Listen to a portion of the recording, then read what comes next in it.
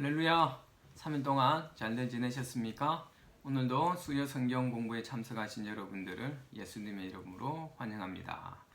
자, 오늘은 창세기 50장을 우리가 공부하도록 할 텐데 드디어 긴 여정이 마무리되는 시간인 것 같습니다.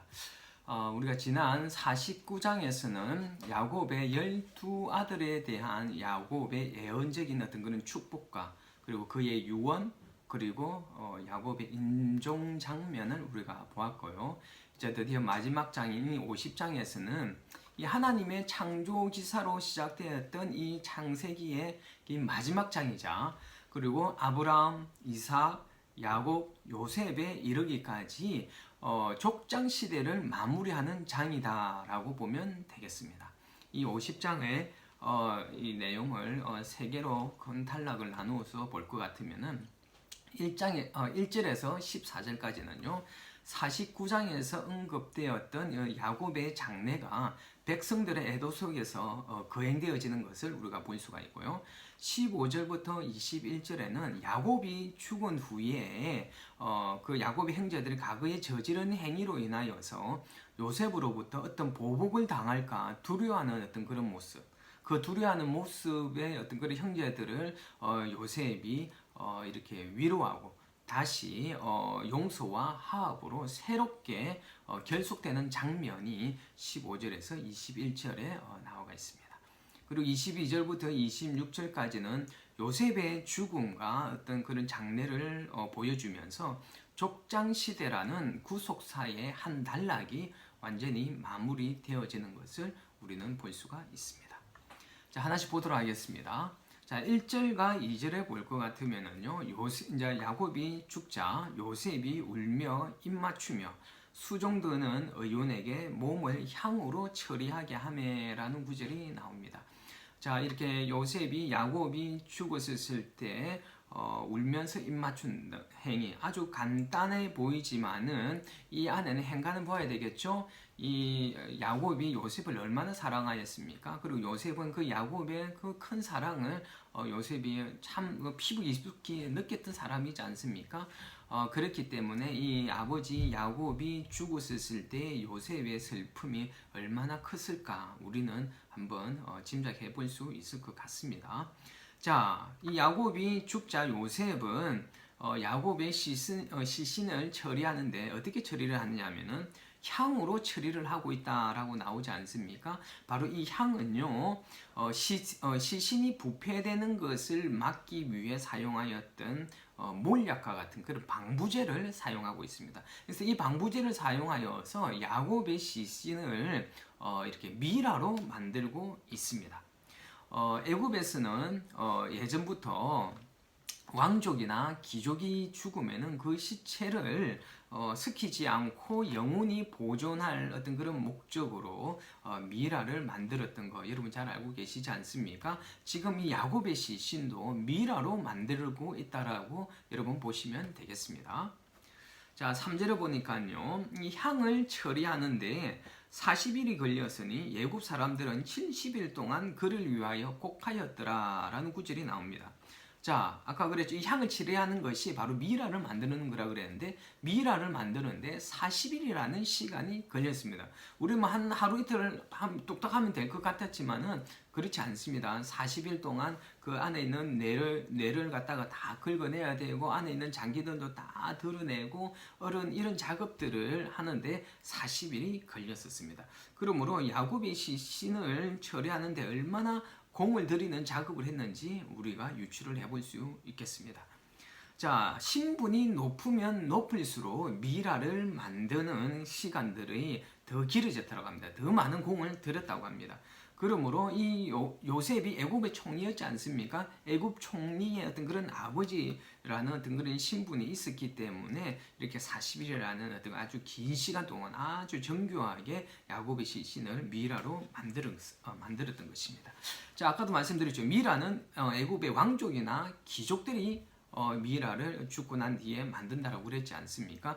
이런 것을 보았을 때 이 야곱이 이 애굽에 왔었을 때 야곱은 어떤 사람입니까? 바로 애굽으로 봤었을 때는 저 변방에 있는 변방에서 건너온 한 이방인에 불과했지만은 이 이방인에 불과했던 야곱이 애굽의 왕족이나 귀족처럼 이렇게 아주 이렇게 존귀한 대접을 받으면서 이렇게 미라로 이렇게 만들어지는 것을 보았을 때 야곱이 애굽에 왔었을 때 아주 어떤 그런 귀족과 왕족처럼 대우를 받고 살다가 하나님 나라에 갔다라고 보면 되겠습니다. 자, 그리고 70일 동안 그 백성들이 곡을 했다라고 했는데 이것은 곧 무슨 말이냐? 70일 동안 이렇게 장례식을 치렀다라는 것입니다. 그러니까 우리가 보통 뭐 이렇게 하면은 한 일주일 정도씩 이렇게 할 터인데 보편적인 사람들은 지금 이 야곱은 10배나 긴 거의 70일 동안 이 장례를 치렀다라는 것이에요. 자, 70일 동안 장례를 치렀다 그러면은 여러분 사람이 시신이 3일 이상만 돼도 썩기 시작하지 않습니까? 근데 이곳은 또 더운 열대 지방이잖아요. 더운 열대 지방에서 이 70일 동안 장례를 치를 수 있었던 것은 그만큼 애굽 사람들이 이 시신을 이렇게 부패하지 않도록 만드는 미라의 기술이 굉장히 뛰어났다라는 것을 우리는 볼 수가 있겠습니다. 이만큼 지금 야곱의 장례식이 아주 성대하게 치러지고 있다라는 것을 우리가 그려볼 수 있겠습니다. 자, 야곱의 장례가 지금 거의 국장으로 치러지고 있잖아요. 일반 사람 장례가 아니라 나라에서 인도하는 어떤 그런 국장으로 이렇게 치러지고 있는 것을 보았을 때 이 당시에 이 요셉이 물론 요셉의 아버지였으니까 그렇게 해주지 않겠습니까? 그렇죠? 요셉이 총리가 아니고 그 나라 사람들로부터 인정받는 사람이 아니었으면 한낱 이방인을 갖다가 이렇게 국장을 치를 수가 없었겠죠. 이렇게 야곱이 국장으로 이렇게 치를 수 있었던 것은 바로 이 애굽이 그 애굽에 있는 바로와 그 나라 국민들로부터 굉장히 인정받았던 사람임을 우리는 알 수가 있습니다.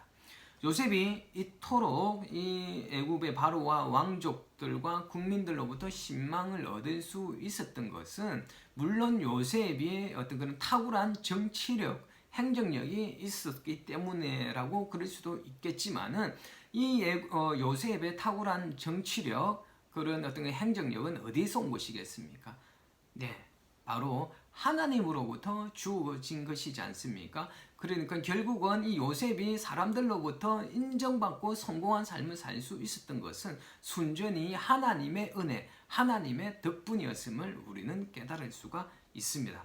자, 그러므로 여러분 우리가 기억해야 될 것은요, 우리의 자녀들이나 우리들이나 이 땅에 살아가는 가운데에서 이 세상으로부터 인정을 받거나 이 세상에서 성공적인 어떤 그런 삶을 살 수 있는 것은요, 그런 삶을 살 수 있는 그 출발은 모든 세상의 사람들이 생각하는 것처럼 이 세상에서 좋은 스펙을 쌓고 그리고 뭐 이 세상에 좋은 배경이 있어서 이렇게 세상의 성공을 이룰 수 있는 것이 아니라 바로 이 요셉처럼 요셉이 이렇게 축복을 받을 수 있었던 가장 큰 이유는 다른 것이 아닙니다. 바로 하나님과 동행하는 삶을 살았고 하나님과 동행하기를 굉장히 소망했던 사람이지 않습니까? 늘 하나님께서 함께 하셨더라라는 창세기에서 계속해서 요셉을 말할 때 반복되어져 나왔지 않습니까? 이건 뭘 말하는 것입니까?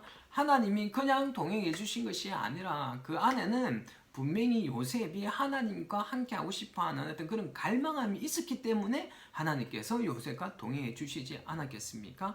전에도 말씀드렸었습니다. 자, 이만큼 이 요셉은요, 하나님과 친밀하게 동행하는 삶을 살았고 또 그리고 이 사람은 늘 하나님의 임재의식 가운데서 살았다라고 말씀드렸습니다. 무엇입니까? 하나님을 경외하는 삶을 살았다라는 것이에요.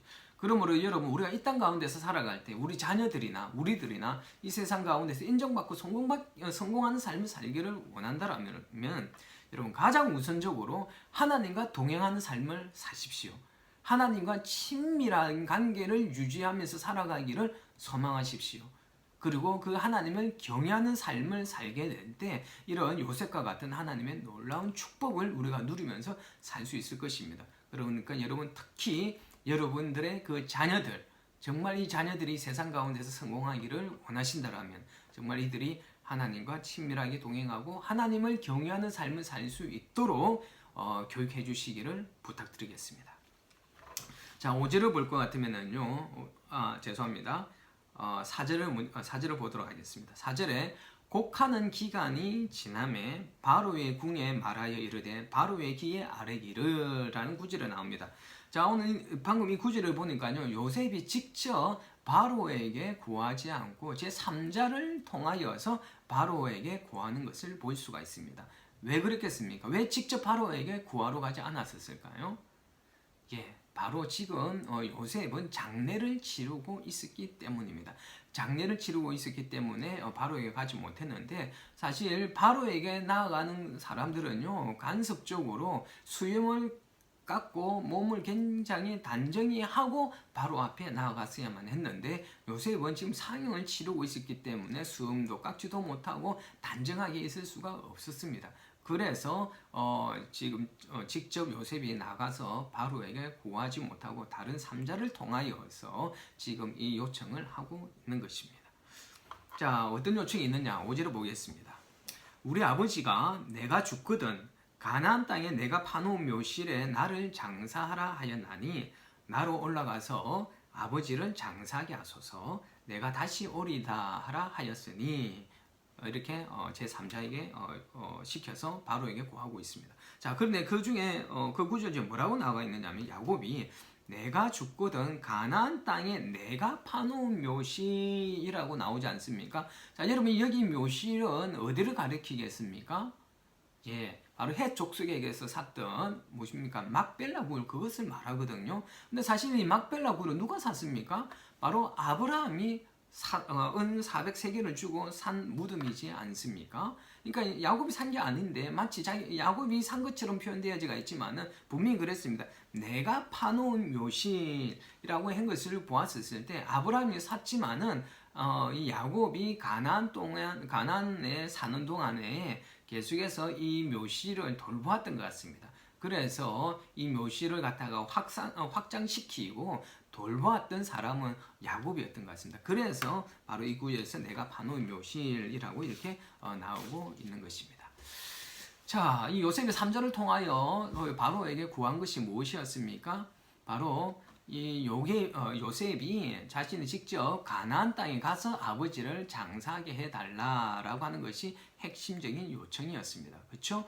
왜 이렇게 요청을 하였을까요? 뭐 애굽의 총리니까 충분히 혼자 가서 할 수도 있을 것 같은데 그렇지 않습니다. 아무리 총리였지만 그 위에는, 요셉의 위에는 왕이라는 바로가 있었지 않습니까? 그렇기 때문에 애굽의 총리였지만 공인이었고, 요셉은 또 공인이었고, 그리고 애굽 안에서 장례를 치르는 것이 아니라 애굽 땅을 벗어나서 장을 치러러 나가는 것이었기 때문에 바로 바로의 승인이 필요했기 때문에 3자를 통하여서 이렇게 바로에게 요청을 하였던 것입니다. 자, 10절 보겠습니다. 10절에 보니까 그들은 바로 장례를 치르는 무리들입니다. 그들이 요단강 건너편 아닷 타작마당에 이르러 크게 울고 애통하여 요셉이 7일 동안 애통하였더니 라는 구절이 나옵니다. 자, 여기서 아닷이라는 지명은 지금 현재까지 내려오는 자료가 없어서 정확한 그 위치가 어디인지는 알지 못합니다. 그러나 어쨌든 이 길은 막벨라 굴, 바로 이거 야곱을 매장해야 될 막벨라 굴에 가는 어떤 그런 여정에 있는 가는 길 중에 어느 한 곳이었을 것입니다. 자, 여기에서 나오는 또 타작마당, 여러분 타작마당은 뭐 다 아시다시피 이 타작을 하도록 하기 위하여 만들어 놓은 마당입니다. 그렇죠? 뭡니까? 땅을 평평하게 하고 단단하게 다져서 원형으로 만들어 놓았던 그것은 타작마당이라고 이야기를 합니다. 지금 이곳에서 요셉이 7일 동안 애통을 한다라고 나오고 있지 않습니까? 그래서 우리가 이것을 보았을 때 애굽에서는 이 장례 간섭상 매장하기 전에 7일 동안 애곡하는 간섭이 있었던 것으로 보여집니다. 14절 보겠습니다. 14절에 보니까 요셉이 아버지를 장사한 후 자기 형제와 호상꾼과 함께 돌아왔더라 라는 구절이 나옵니다. 요셉이 야곱을 막벨라 굴에 장사하고 난 후에 돌아오는 장면인데 여기서 나오는 호상꾼이라는 단어가 나오지 않습니까? 이 호상꾼이라는 것은 단어적인 그 의미만으로 볼 때는 야곱의 그 장례를 치르기 위해서 따라갔던 무리들이 있었지 않습니까? 자, 그 무리들을 지키도록 보호하고 지키도록 하기 위한 애굽의 군대를 말하는 게 바로 호상꾼이었는데 여기서는 꼭 이 군대만을 의미하는 것이 아니라 야곱의 장례를 치르기 위해 갔던 유족들이나 그리고 그 장례에 참여객들 그리고 군대 이를 통틀어서 호상꾼들이다라고 지금 이야기를 하고 있습니다. 자, 보니까 이제 야곱이 죽어서 애굽 땅이 아닌 가나안 땅에 매장되었습니다. 여러분 잘 아시다시피 애굽은 무엇을 상징했습니까? 우리가 보편적으로 애굽을 영적으로 볼 때 세상을 상징하였고 가나안은요, 하나님 나라를 상징하였습니다. 즉 야곱이 애굽 땅이 아닌 가나안 땅에 이렇게 묻혔다라는 것은 성도의 참된 안식처는 애굽 곧 이 세상이 아니라 바로 하늘이라는 것을 이 야곱의 장례를 통하여서 야곱의 매장을 통하여서 가르쳐 주고 있고요. 그래서 인간들은 항상 하나님 나라를 향하여 나아가는 삶을 살아야 한다라는 것을 우리는 분명히 기억해야만 하는 것입니다. 우리가 이 화려해 보이는 이 세상에서 영원히 절대로 살 수가 없습니다.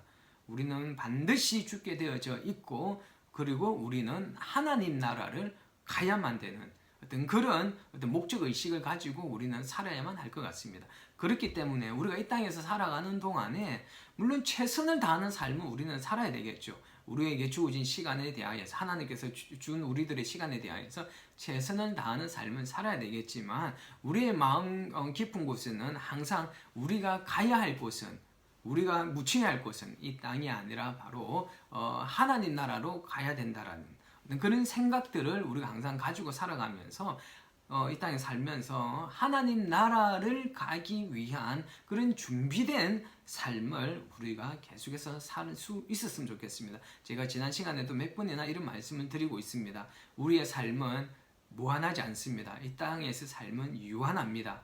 그리고 우리는 무한한 하나님의 나라에서 우리는 살아야만 합니다. 하나님 나라가 아니면 어디라고 그랬습니까? 지옥이라고 그랬습니다. 그렇기 때문에 우리는 하나님 나라를 가기 위한 준비된 삶을 이곳에서 살아야 하는데 그 하나님 나라를 가기 위한 준비된 삶, 어떤 삶입니까? 바로 믿음으로 사는 삶입니다. 그렇다면 그 믿음은 우리 어떤 그런 지적인 동의 이것이 우리의 믿음이 아니라고 그랬습니다. 그렇죠? 무엇입니까? 우리의 믿음은 우리의 삶으로 우리의 믿음을 확정하여 하나님 앞에 보이는 삶이 바로 믿음의 삶이지 않겠습니까? 예수 그리스도를 믿는 믿음으로 우리는 하나님 나라에 갈 수 있는데 이 믿음을 이 땅 가운데 살아갈 때 예수를 닮은 그 삶으로 하나님 앞에 보여드림을 통하여 이것이 바로 하나님 나라를 가기 위한 준비된 삶입니다. 그러하여 마지막 그 순간에 하나님이 부르실 때 우리가 평안하게 하나님 나라에 갈 수 있도록 준비된 삶을 살 수 있기를 부탁드리겠습니다. 자, 15절에서 21절. 이 안에는 야곱의 이제 죽었지 않습니까? 야곱의 죽은 후에 이제 형들이 요셉으로부터 어떤 보복을 당할까 두려워하는데 그 형들을 위로하고 위로함을 통하여서 형제들 간에 그러니까 이스라엘 공동체 간의 화해와 용서로 세워지는 어떤 새로운 어떤 그런 공동체로 세워지는 것을 보여주는 장면입니다. 자, 15절 보겠습니다. 15절을 보니까요. 요셉의 형제들이 아버지의 죽었음을 보고 말하되 요셉이 혹시 우리를 미워하여 우리가 그에게 행한 모든 악을 다 갚지 아니할까 하고랍니다. 무엇을 보여주고 있습니까? 형제들의 아주 불안한 심리를 보여주고 있습니다. 왜요? 그들이 과거에 요셉에게 행했던 그 악한 행위 때문에 혹여나 지금 요셉으로부터 보복을 당하지 않을까 지금 두려워 떨고 있는 것입니다. 자, 이 형제들이 이렇게 두려워하고 있는 것은 요셉이 그렇게 할 것이라는 어떤 그런 추측이라기보다는 범죄한 영혼들이 가지게 되는 아주 일반적으로 나타나는 그런 불안한 심리를 이 형제들이 나타내 보이고 있다라고 보아야만 할 것입니다. 그렇기 때문에 우리가 살면서 악한 일을 하기보다는 어떻게 해요? 선한 삶을 살아야 한다라는 것을 우리는 깨달아야만 하는 것입니다. 여러분 잠언 6장에서는요 뭐라고 나와 있습니까? 하나님이 싫어하는 것들이 몇 가지가 나오고 17가지가 나와 있다 그러는데 그 중에서 뭐 거짓말을 행하는 것. 여러분 이 거짓말 행하는 거 우리 아주 큰 죄라고 생각하지 않는데요. 하나님께서는 이 거짓말하는 것을 아주 싫어한다라고 하셨어요. 왜 이 거짓말하는 것을 하나님께서 싫어하시는지 아십니까? 여러분 마귀의 또 다른 이름이 뭔지 아십니까?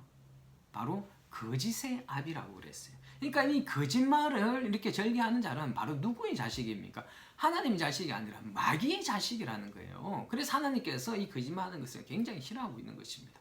그래서 하나님이 싫어하는 것은 거짓말하는 것, 무지한 자를 피 흘리게 하는 것, 악한 계교를 꾀하는 자들, 또는 형제들 간에 서로 이간질 시키는 자들, 하여튼 이러한 죄들 하나님께서 싫어하는 죄를 짓는 자의 마지막은요 하나님께서 멸망으로 이끌겠다라고 하나님께서 분명히 경고를 하고 있는 것입니다. 하나님께서 우리의 삶을 지켜보고 있는 것을 여러분 명심하셔야 됩니다. 먼 저 높은 우주에서 우리를 못 보실 것 같습니까? 그렇지 않습니다. 높은 우주에 계시는 것이 아니라 하나님은 우리의 심령 가운데 머물고 계시지 않습니까? 하나님께서 우리의 말과 행위를 들여다보고 계시다라는 것을 우리가 늘 기억하면서 정말 우리가 하나님께서 싫어하시는 일을 우리의 어떤 죄된 마음으로 행하는 것이 아니라 정말 하나님께서 기뻐하시는 행위들을 우리의 행함을 통하여서 우리 삶 가운데서 불안하고 두려워하는 것이 아니라 평안한 삶을 살 수 있기를 부탁드리겠습니다. 자, 16절과 17절입니다. 요셉에게 말을 전하여 이르되 아버지가 돌아가시기 전에 명령하여 이르기를 내 형들이 내게 악을 행하였을지라도 그들의 허물과 죄를 용서하라 하셨나니 우리 죄를 이제 용서하소서 하며 요셉이 그 말을 들을 때에 울었더라라는 구절이 나옵니다. 자, 우선 여기 볼 때 요셉에게 말을 전하여 이르되라는 것을 보았었을 때 형제들이 직접 이 요셉에게 나와서 어떤 말을 하고 있는 것이 아닙니다. 왜 직접 이들이 나오지 못하는 것입니까? 지금 야곱이 죽은 후 지금 요셉을 이들은 굉장히 두려워하고 있습니다. 그들이 어떤 보복을 당할까 굉장히 두려워하고 있었기 때문에 직접 찾아가지 않고 제3자 누군가를 보냈든지 아니면 형제들 중에 대표를 한 명 뽑아서 이 요셉에게 보냈다라고 보면 되겠습니다. 자, 보내서 무엇을 이렇게 요청하였는지 우리가 한번 보겠습니다. 그게 어디에 나왔습니까? 아까 17절에 나왔죠. 뭐라고 나왔죠? 야곱이 죽기 전에 유언한 내용이 나오고 있습니다. 그 뭐라고 나왔느냐? 내 형들이 내게 악을 행하였을지라도 그들의 허물과 죄를 용서해라 라고 야곱이 유언한 내용을 요셉에게 상기시키고 있어요. 자, 그런데 여러분 우리가 48장과 49장에서 바로 요셉의 아들 므낫세와 에브라임에 대해서 유언하는 내용도 있었고 그리고 49장에서는 요셉의 아들들에게 유언하는 내용들이 있었지 않습니까? 그런데 이와 같은 유언의 내용은 있었나요? 없었나요? 없었습니다. 그 안에는 그 성경에는 분명히 기록되어져 있지 않았습니다. 그럼 형들이 지금 요셉에게 거짓말하는 것일까요? 물론 이것도 거짓말은 아니었습니다. 자, 그렇다면 우리가 어떻게 유추를 할 수가 있겠습니까? 야곱이 애굽에 올 때까지만 하더라도 형들이 요셉에게 행했던 행위들을 야곱은 알지 못했었습니다. 그러나 아마 이 애굽에 사는 동안에 이 야곱의 아들들이 요셉에게 행한 그 악한 행위들을 아마 듣고 알게 되었을 것 같습니다. 그래서 마지막에 야곱이 죽기 전에 혹여나 야곱의 마음에도 혹여나 자기가 죽었을 때 총리라는 어떤 그런 권력 가운데 있었던 요셉이 그의 과거의 일 때문에 이 형들에게 해를 가할까 아마 요셉과 형제들에게 아마 이것을 함께 모여 있을 때 유언을 했을 것 같습니다. 기록되어져 있지는 않았지만은 이 지금 나오는 구절을 보았을 때 아마 야곱이 요셉과 형제들에게 그 형제들을 해하지 말 것을 유언했다라고 우리가 볼 수 있을 것 같습니다.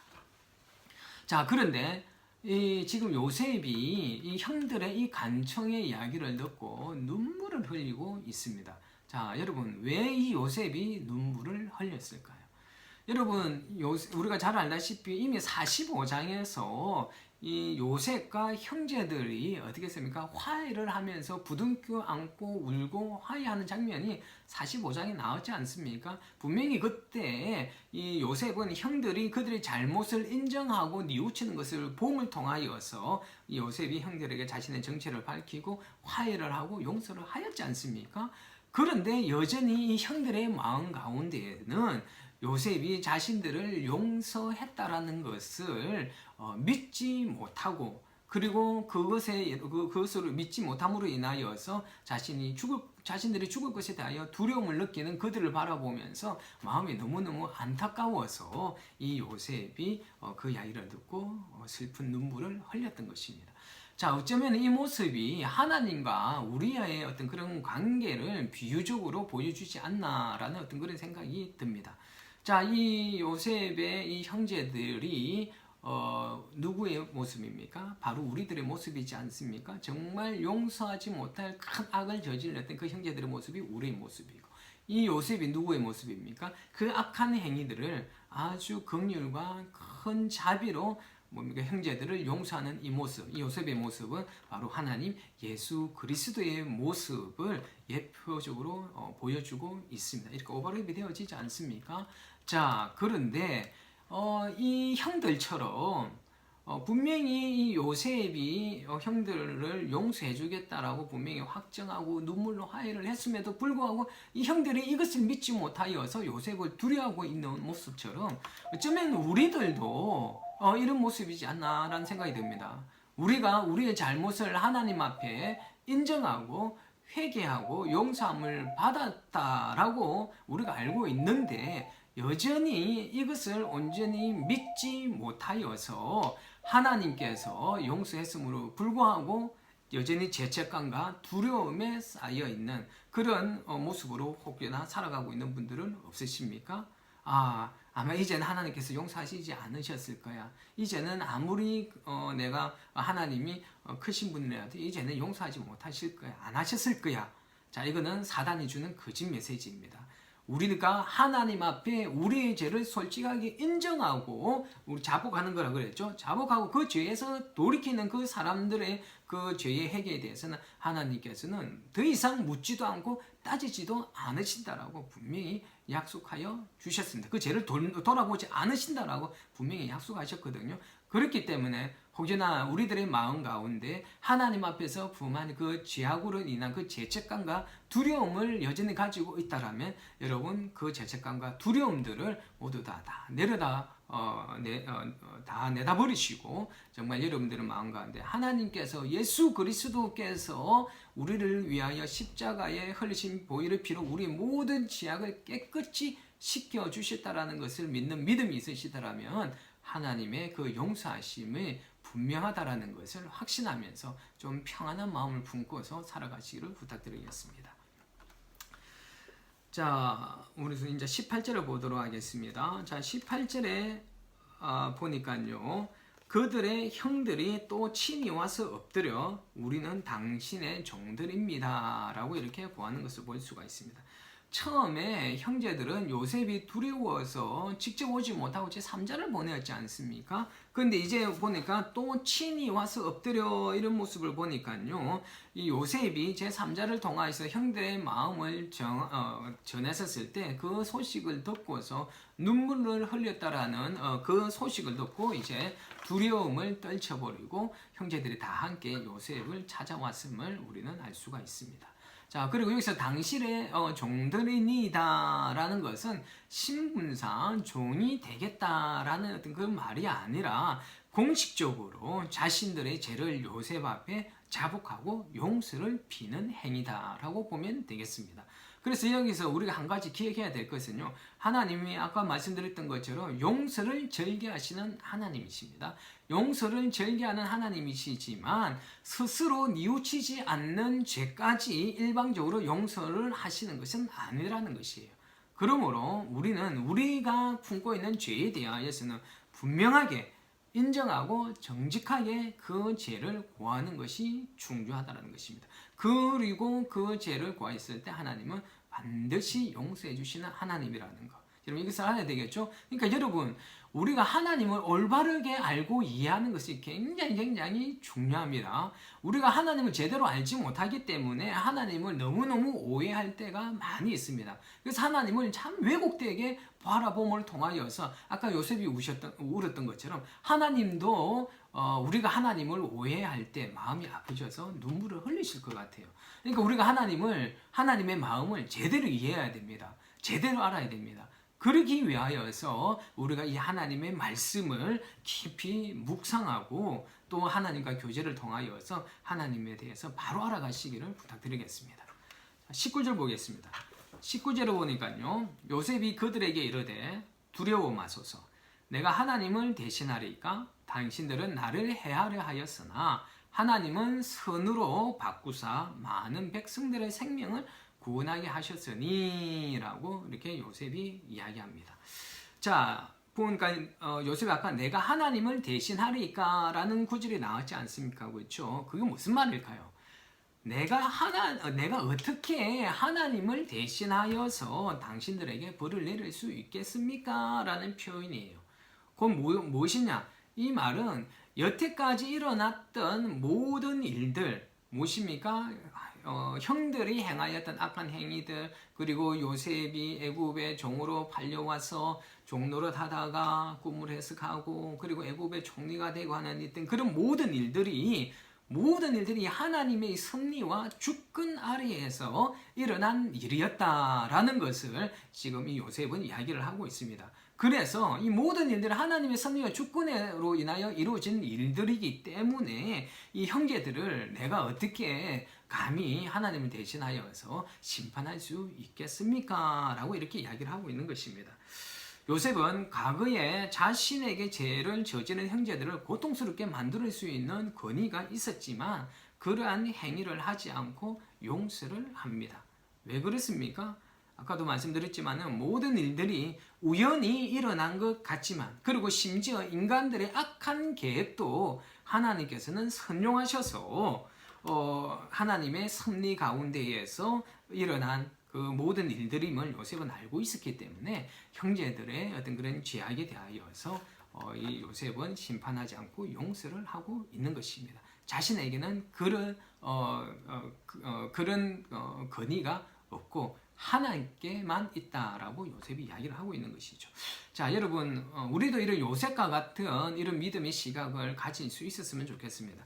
모든 일들이 우연히 일어나고 또는 계획적으로 일어난 일처럼 보여질지라도 하나님의 보이지 않는 그 섭리가 분명히 있고 하나님의 계획된 가운데서 모든 일들이 일어난다라고 인정하게 된다라면은 우리는 삶 속에서 우리가 뭔가 일을 잘 풀리셨을 때 이게 내 힘으로 일이 된 것이 아니라 하나님께서 행하시는 일이라는 것을 우리가 그런 시각으로 바라보게 될 것 같으면은 우리 삶 가운데서 교만이 행하지 아니할 것입니다. 굉장히 겸손한 모습으로 우리가 세상과 하나님 앞에서 살아가게 될 것이고 또 반대로 굉장히 어렵고 힘든 일이 일어날지라도 이 안에 하나님의 섭리와 하나님 뜻이 있다라는 것을 믿는 믿음이 있다라면은 그 어렵고 힘든 순간에서도 우리가 쉽게 낙심하거나 실망하지 않게 될 것입니다.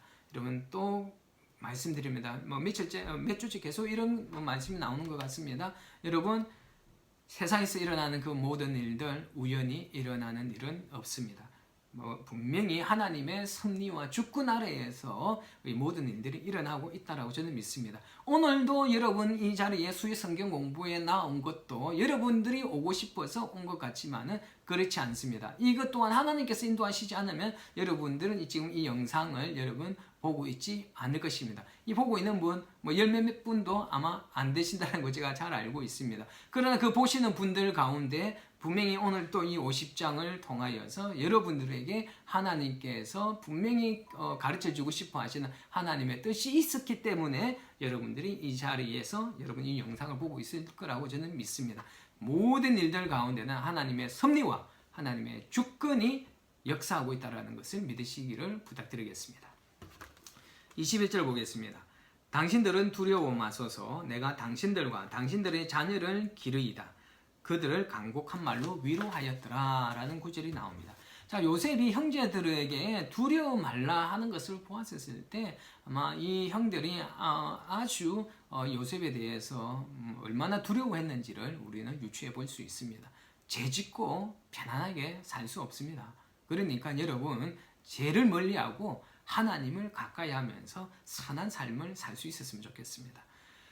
요셉은 공포에 떨고 있는 형제들에게 확실한 안전 보장책을 제시를 합니다.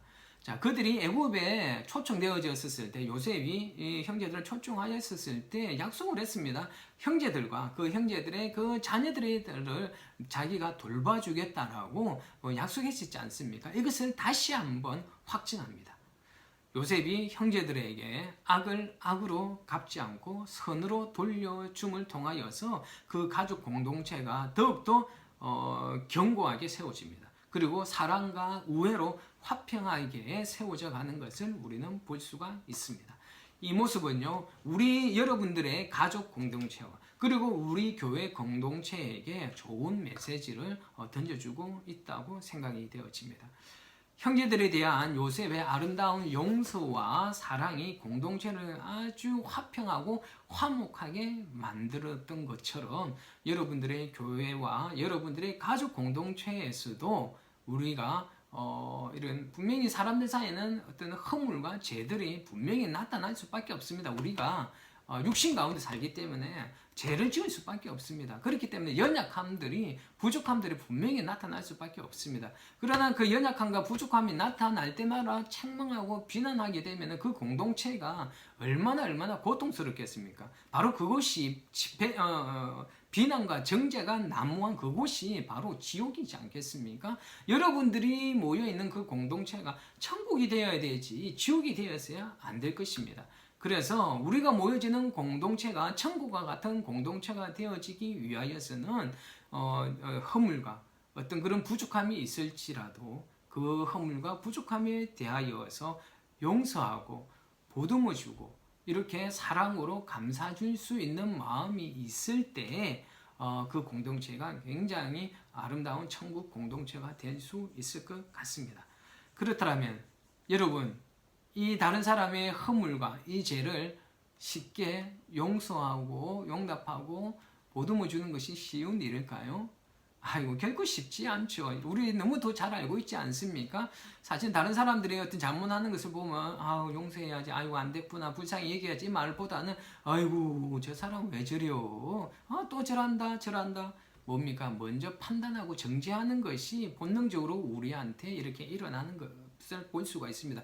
그 자체가 바로 뭐 하는 겁니까? 죄를 짓는 것이지 않습니까? 그렇기 때문에 우리 자체가 사실은 모든 사람이 죄를 지을 수밖에 없는 연약한 사람임을 우리가 우선은 인정을 하고, 그리고 이런 삶을 살지 않기 위해서는 제일 중요한 것은 바로 이 요셉이 이렇게 할 수 있었던 것은 아까도 말씀드렸던 것처럼 하나님과 친밀하게 동행하는 삶을 살았기 때문에 이 요셉이 이런 용서와 사랑의 행위를 보일 수가 있는 것입니다. 그러니까 우리가 천국 공동체, 가족이나 여러분들이 모이는 직장이나 여러분들 우리 함께 모이는 교회 공동체나 이곳이 천국이 되어지기를 원한다라면요, 먼저 우리가 하나님과 동행하는 삶을 살아야 됩니다. 하나님과 친밀하게 동행하게 되면은 하나님의 마음이 우리 가운데 충만히 임할 수밖에 없어요. 하나님의 마음이 충만해지게 되면은 우리는 다른 사람들을 우리의 눈으로 바라보지 않고 하나님의 눈으로 바라보기 때문에 사랑과 용서가 이루어지지 않겠습니까? 그렇기 때문에 우리의 성품과 우리의 의지로는 여러분 용서하지 못하고 사랑하지 못합니다. 우리 본능이 그렇습니다. 그러나 정말 용서와 사랑으로 행할 수 있는 성숙한 삶을 살기 위해서는 하나님의 마음을 품어야 되는데, 이 하나님의 마음을 품기 위하여서 우리가 하나님과 친밀히 동행하는 삶을 살아야 됩니다. 그렇기 때문에 기도와 말씀의 묵상이 우리가 깊이 이루어져야만 한다라는 것이에요. 하나님의 말씀을 깊이 인격적으로 깊이 교제하고 묵상하게 된다라면은 우리 가운데 하나님의 마음으로 채워질 수 있을 줄로 믿습니다. 그래서 여러분 다시 한번 부탁드리겠습니다. 우리 하나님의 마음을 닮은 사람이 되었으면 좋겠습니다. 그러기 위하여서 하나님과 친밀하게 교제할 수 있는 저와 여러분 되시기를 부탁드리겠습니다. 이제 마지막으로 22절에서 26절 요셉의 유언과 그 죽음에 대한 이야기가 나옵니다. 요셉이 110년간의 그 삶을 마무리하고 죽는 모습과 장례식에 대하여서 22절에서 26절 사이에 기록되어져 있습니다. 보겠습니다. 24절 보겠습니다. 24절에 보니까 요셉이 형제들에게 이르되 나는 죽을 것이나 하나님이 당신들을 돌보시고 당신들을 이 땅에서 인도하여 내사 아브라함과 이삭과 야곱에게 맹세하신 땅에 이르게 하시리이다 라는 구절이 나옵니다. 자, 여기서 우선 나는 죽으나 그러고 뒤에 블라블라 뭔가 이야기가 나옵니다. 그렇죠? 나는 죽으나 이 한마디는 바로 자신의 능력과 생명의 유한성, 자신의 영은 산다라고 생각지 않죠. 그렇죠? 자신의 생명의 유한성에 대해서 제대로 인식한 그 요셉의 신앙적인 고백입니다. 이 짧은 이 한마디가 나는 죽으나 자신의 유한함에 대하여서 인정하고 있는 신앙적인 고백입니다.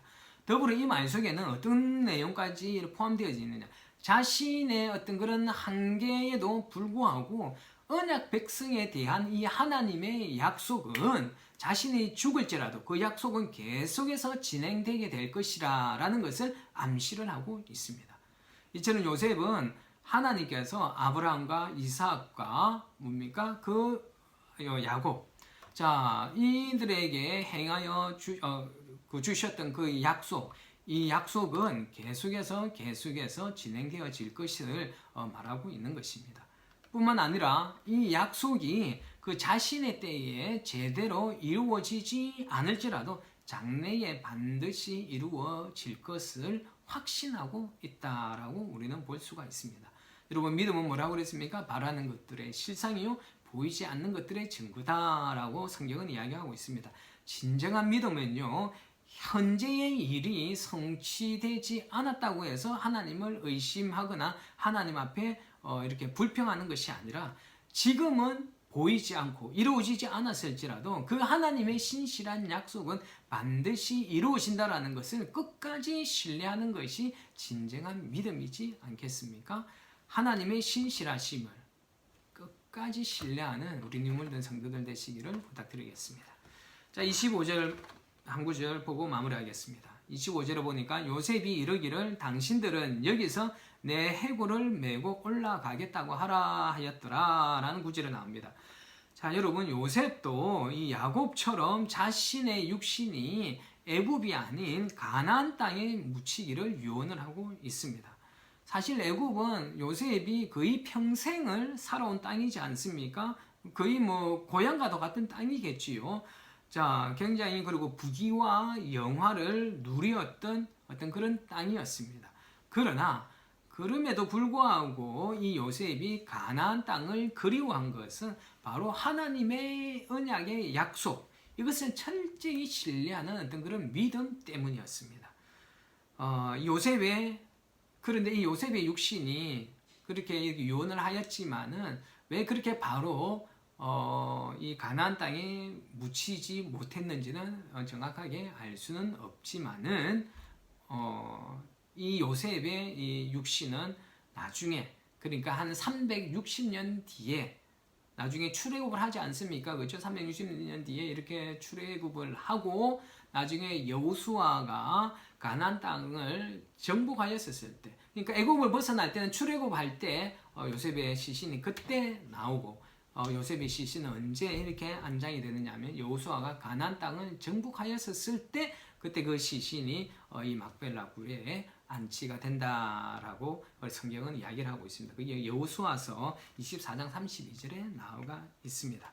이 요셉도 야곱처럼 바로 하나님께서 약속하신 어떤 그런 가나안 땅에 묻히기를 간절히 소망했다.